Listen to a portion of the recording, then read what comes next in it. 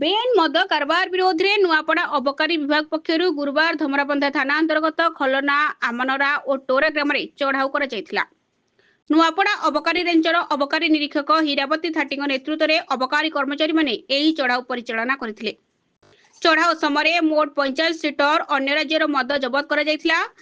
घटन संपृक्त 3 जन अभियुक्त को गिरफ्त कर मामला रुजु कर परवर्ती समय से न्यायिक हेफाजत को पठा अबकारी विभाग पक्षर सूचना दी जापरी अबकारी सेसन पक्षर आज धोबलमुंडा मालिकमुंडा और छता ग्राम स्वतंत्र चढ़ाऊ कर चढ़ाऊ समय मोट 27 लिटर अन्य राज्य मद जबत कर घटनार देवकी पांडे हीराराम पुंजी और तारुण महानंद को गिरफ्त कर जेएमएफसी कोर्ट कोमना हाजर कर न्यायिक हेफाजत को पठा चढ़ाऊ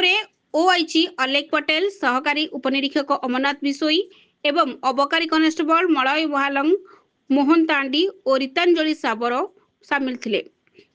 बेआईन मद कारबार विरोध में अबकारी विभाग स्वतंत्र चढ़ाऊ और जांच कार्यक्रम आगामी दिन में जारी रहिबो बोली विभाग पक्षर सूचना दी जायछि। नुआपड़ा जिल्लारू परमेश्वर मेहर रिपोर्ट सठिक न्यूज।